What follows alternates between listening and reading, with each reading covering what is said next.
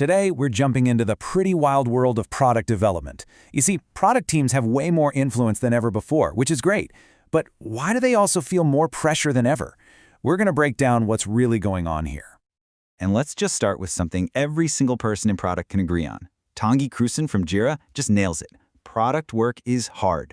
I mean, it's this massive juggling act, right? You've got vision, you've got execution, you've got communication, and the expectations are just through the roof. And that simple fact brings us to this central mystery we need to unpack. Even though these teams are packed with brilliant, dedicated people, a staggering 84% of them are worried that the very things they're building right now are going to fail. How is that possible? What is causing this massive crisis of confidence? Well, it all boils down to what we're calling the modern product paradox. On the one hand, teams feel respected. They're seen as strategic leaders. But at the exact same time, they are completely swamped and just struggling to keep their heads above water. One team described the feeling in a way that is just perfect. It's like playing chess in a moving car. You're trying to do this incredibly complex, strategic thing, but the whole world around you is chaotic and unpredictable. It just perfectly captures that feeling of trying to focus when everything is in constant motion. And you can see this paradox so clearly in the data. Look at the good news. Almost everyone loves their job and feels empowered to influence strategy.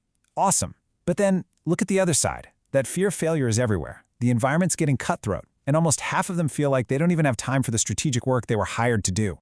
And that sense of empowerment, it's real. The data backs it up. A combined 85% feel that can either lead or at least influence product strategy. I mean, that's a huge shift from just a few years ago. It shows that the discipline is finally getting the respect it deserves. Okay, so if teams feel so empowered, what is the problem, right? If they have a seat at the table, if they have strategic influence, why is there this widespread fear of failure? Where's the disconnect? And here's the answer. It's time, plain and simple. Almost half, 49% of all product teams just don't have enough time for the very thing they're empowered to do, strategic planning. They're so buried in the day-to-day grind, they're basically flying blind.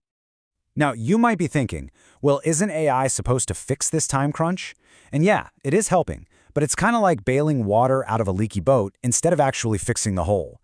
It's a nice productivity boost for sure, but it's not solving that foundational issue. So where is AI making a real difference? Mostly in automating the routine, low-skill stuff.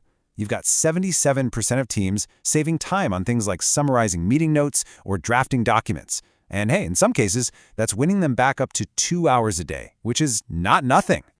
But, and this is a big but, it's not helping with the big picture strategic work. And why not? Well, because of these very real practical roadblocks. Teams are struggling to actually fit AI into how they already work. They don't fully trust the outputs for those high-stakes decisions. And honestly, there's just a lot of uncertainty about how to use it well for complex planning. Okay, so enough about the problem. Let's get into the solution. To break out of this vicious cycle, teams need to make a fundamental shift in their mindset. It's all about moving away from measuring success by what you ship, and instead, focusing on what you actually achieve for your customers and for the business. Let's be super clear about this. An output is a task. It's shipping a feature. It's checking a box on a project plan. An outcome, on the other hand, is a measurable change in behavior, like getting more people to convert. That's a real business goal. And when you focus on outcomes, you make sure your work is always creating real, tangible value. Now, this whole shift has a name. It's called the product operating model. It's basically moving away from that old world where leaders just hand down a list of features to build. Instead, it's about a system where you have empowered, collaborative teams focused on achieving specific, customer-centric outcomes. So what does this actually look like day to day? Well, you can think of it as an idea lifecycle. You start in the wonder phase, brainstorming, collecting ideas, no limits. Then you move to explore. This is where you validate those ideas with actual data and users. Only then, once an idea is proven, do you make it. And finally, you have to measure its real-world impact. But listen, an outcome-focused mindset can only take you so far if you don't have the right people in the room working together. And this brings us to the final, absolutely crucial piece of the puzzle: true, deep collaboration. But here's the harsh reality. There is a massive collaboration gap. A full 80%, I mean, that's huge. 80% of product teams don't bring their engineers into the process early enough. They're treated like a factory that just builds stuff, not as strategic partners. And that is such a massive missed opportunity. And the reasons for this gap? They're systemic. The top barriers aren't about individuals not having the right skills. They're things like internal politics, a lack of support from leadership, and unclear roles. These are deep organizational challenges that need real structural solutions. A really powerful solution here is something called the product triad. It's such a simple but profound idea. You have a core team, a pod, of a product manager, an engineer, and a designer. And they own a problem together, from day one of brainstorming all the way through to measuring the final impact. No handoffs, no silos. Just pure shared ownership. And to help these triads make smart, balanced decisions, they can use frameworks like the RUF pyramid. RUF stands for reliability, usability, and features. It's a simple reminder to build a solid foundation of reliability and make the product easy to use before you start piling on a bunch of shiny new features.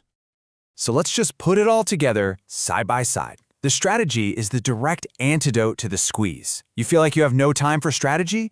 You need to focus on outcomes, not outputs. Feeling the pressure and the fear of failure? That's where collaborating in a product triad and building a culture of experimentation comes in. And to smash through those collaboration roadblocks, you use shared frameworks. So after all that, all these challenges, why do it? Because, as this quote reminds us, product work is one of the most rewarding fields you can be in. The struggle is absolutely worth it because the potential you have to create real, scalable impact is just immense. And that brings us to you. As you think about the squeeze your own team is feeling right now, which one of these strategies, focusing on outcomes, building a triad, or using a new framework, which one could you be the champion for? Which one could you start with to begin making a change?